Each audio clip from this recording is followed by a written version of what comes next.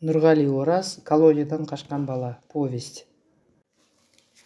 Бір күні Асан интернаттың ауласынан шығып, орталықтағы ойыншықтар сатылатын дүкенге жаққа барды.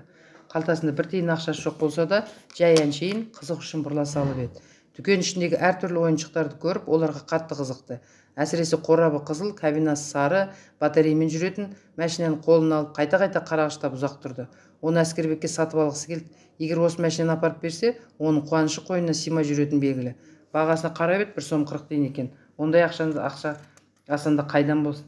Ақыры дүкенші қыз: "Әй бала, ойыншық сатып алатын болсаң, тезірек ал. Әйтпесе мен түскі жабамын" деген соң, амал жоқ сыртқа шықты. Сосын орталықтағы 2 қабатты аурухананың жанында келді. Оның темір шарбағына асылып ұзақ тұрды. Аула ішінде аурухананың халатын киіп жүрген науқас адамдарға қарады.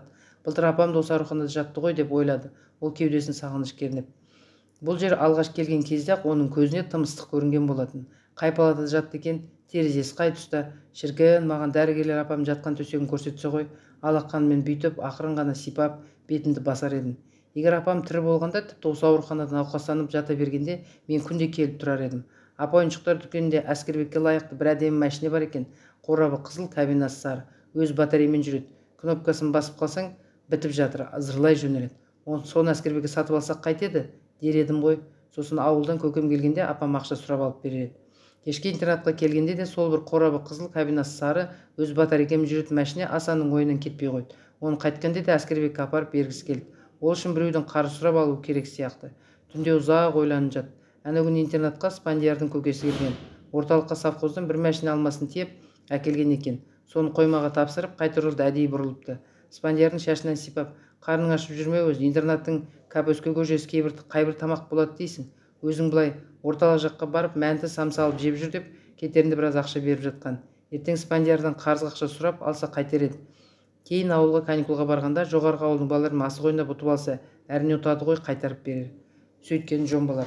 Әскербек қалай қуанар еді десеңші, Спандиярдан қалай да қарыз сұрау керек. Егер жоғарғы ауылдың балалары бұнымен асық ойнамаймыз десе, жазғы каникул кезінде совхоздың шөпшілерімен бірге шөп шабуға шығып, жұмыс істеп алайық. Сөйтеді. Осы жол Әскербекке сол әдемі машинаны қайтсе де апарып береді. Ол осылайша ой кешіп жатып, қалай ұйықтап кеткен өзі де байқамай қалды. Ал ертеңіне не деп шошып кетті. Спандияр бұл 2 сом қарыз сұраған кезде, "Мені бір шірген бай ғой деп жүрсің бе? Көкем берген ақша баяғыда таусылған 53-тік мәнті сатып алып жегем." "Қанша?" "40 шақты. Соның бәрін бір-ақ күнде жедің бе?" "Күнде 2-3-еуден." Асан оның өтірік айтып тұрғанын біліп, маған өте керек еді. Спандияр ерін шүйіп: "Ақшаң керек емес дейсің?" Тағы бір күн өтті. Асан алдыңғы күні өзі көрген қорабы қызыл, кабинасы сары, батарейкамен жүретін ойыншық машинаны бүгінде барып көріп қайтты. Сол орында тұр екен, әлі ешкім сатып ала қоймапты. Енді аз ғана күннен соң 1 тоқсан аяқталып, бұлар ауылға қайтады. Сол кезде Әскербекке апарып берсе ғой шіркін, оның қуанышына қойнына сыймас еді ау. Ақыры келесі күні ол Спандиярдың костюм шалбарының қалтасына ұрлыққа түсті. Балалардың бәрі сыртта ойнап жүрген кез болатын. Интернаттың той шапырында ұзын бөлмесінің ішінде ешкім жоқ еді. Асан өтірік кітап оқыған болып, осы оңаша сәтті аңдып жатқан. Көзінің қиығымен Спандиярдың төсегінің бас жағында қабырғаға қағылған шегеде ілулі тұрған костюм шалбарға жиі қарап қояды. Сәлден соң орнынан түрегеліп, аяғын мысықша басып, солай қарай жақындады. Жүрегі аққақтай соғып, үрейден ба, ұяттан ба, буын дірілдеп бара жатқандай. Қолда қалтырап Спандиярдың костюм шалбарының қалтасын әрең тапты. Сол кез ол тұңғыш рет рұқсатсыз алған біреудің бөтен заты өз қолына шоқтай қарып бара жатқанын сезді. Спандиярдың залымын-ай, "Мені шірген бай ғой деп жүрсің ба?" деп мызғақпай, ал шалбарының қалтасына бүктеп салып қойған тұп-тура 7 сом бар екен. Асан оның 2 сомын дір-дір етіп қорқып тұрып алды да, қалған орнына қайтадан тез салып сыртқа шықты. Сол күні Спандиярдан қорыққан-ай. Жүрегі жарылып кете жаздап, әрең шыдап жүрді. Ол болса терлеп тепшіп футбол ойнап келген соң пырылдап ұйқыны соқтай. Кешке қарай сол костюм шалбарын киініп, асханаға тамақ ішуге барды. Бірақ түк те сезген жоқ. Ертеңіне де, бүрсігінде де ештеңе болмады. Тіпті еш нәрсе болмағандай. Асан енді Спандиярдан Арамзаның қалтасында байқатпай 2 сом ұрлап алғанын іштей қуана бастады. Оның есіне баяғыда Біләл ағай айтып берген қу түлкі туралы ертегі түсті. Бүгін өзі де сол қу түлкідей аумай қалған сияқты. Сонда епті, шапшаң, айлалы да ақылды болып шыға келгендей. Жоғары кластың балалары ауылға ертең қайтамыз деп жиналған күні, ол дүкендегі қорабы қызыл, кабинасы сары, өз батарейкамен жүретін әдемі ойыншық машинаны сатып алып келді. Оны ауылға келгенде Әскербектің қуанғанын көрсең ғой. Асан ағасынан шексіз ризашылық білдіргендей көздері күлімдеп қайта жымиып қарай берді. Ұзын жіп ойлап байлап алып, жаңа машинесін күні бойғы сүйретіп ойнады. сол шаң болып қалып, тоқтай қалып алақанымен қайта-қайта сүртеді. Дәл қайтатын күні ол: Асан, енді маған автомат әкеліп берші, жарай ма деп қиыла өтінді. Асан біраз ойланып тұрып қалды да жарай деп уәде берді. Сосын екінші тоқсан аяқтар кезде Спандиярдың қалсаны тағы да 4 сом ұрлап алып, Әскербекке ойыншық автомат әкелді. Спандияр бұл жолы бір нәрсені сезіп қалған болу керек. Өткен ауылына кететін күні өзінің кішкентай шабаданын ақтарып, барлық киімдерінің қалтасын тінтіп, аударыстырып, төңкерістіріп, мұрны пышылдап, ұзақ қарап шықты. Ақыр іздегенін таппаған соң әлденен есіне түсіре алмағандай әрсері күйде отырып қалды. Асан болса оған көзінің қиығын салып қойып, ішінен күлкісі келіп жатты. Әп-бәлем, тарттың ба сазайың деп ойлады мысқылдап. Сарам болған өз сорың. Кешке тамақтың кезінде де қомағай Спандиярдың түнерген қабағы ашылмады. Ол сөйтіп ертеңіне ауылына көңілсіз қайтты. Спандияр кеткен соң дүкенге барып, Әскербекке ойыншық автомат сатып алған. Асанның көңілі шат-шадыман еді. Ол да сол күні түс ауа автобусқа мініп, ауыл қайдасын деп тартып кеткен.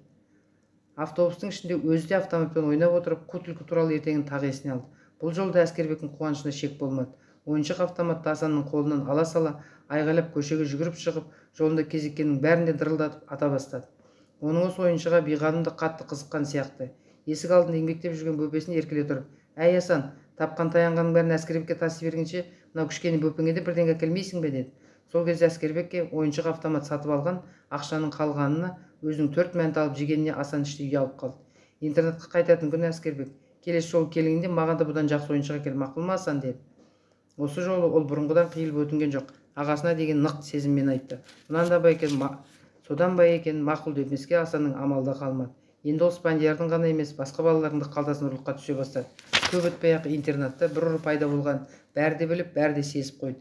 Әркім өз үйінен алып келген қымбат киімдерін, ақшасын жасырып, шабанның аузын құлыптап жүретін болды. Бір нәрсе ұрлап алу Асанға да күннен қиындай түсті. Өзің солай көріне ме, әлде шынымен сезіп қойды ма? Балалардың көп осыдан күдіктенетін сияқты. Әсіресе Спандияр бұдан көз жазбай басқан ізін аңдып жүр. Бір рет бөлмеде оңаша қалғанда біраз күннен бері қалтасын салып жүрген ұшы қисық шегемен Жорабай деген баланың шабаданын ашпақ болып әуреленіп жатқан еді. Соны байқап қалған зып етіп Спандияр кіріп келді. «Тағы да ұрлық жасайын деп жатырсың ба?» деді ол көзіне. «Немене?» Асанды жиреп түрегелді. «Не деп өтірік айтып тұрсың?» Спандияр одан бұндай үзілді-кесілді қарсылықты күтпеген болу керек. Жөпелемен не айтарын білмей тосылып қалды. «Көзіңмен көріп айт, білдің бе? Әйтпесе жала жаппа өйтіп», деп бастырмалап жіберді Асан. Қолындағы шегені жып еткізіп қалтасын тығып үлгерді. «Ендеше Жорабектің төсегінің астынан не іздедің?» Спандиярға тіл біте бастады. «Мен әншейін», күмілжіп қалды Асан. «Әншейін оны шабаданның төсегінің астына қарай жылжытып қойдым. Бері шығып жатыр екен». «Оны неге жылжытасың, а?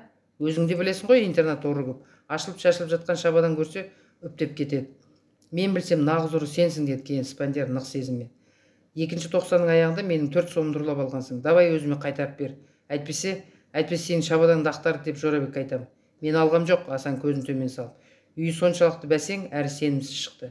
«Давай өзіме қайтар», Спандиярын бел алып бұйыра сөйледі. «Әйтпесе», Асан ойланып қалды. «Қап мына залымдай Жорабекке айтса, ол мені аямайды» деп іштей. «Енді бұл бәленің аузын жабу керек». «Жарайды», деді асылық түсіп. «Сол кезде қарыз сұрағаным есіңде ме?» «Есімде. Өзің бермеген соң көрсетпей алғаным үшін.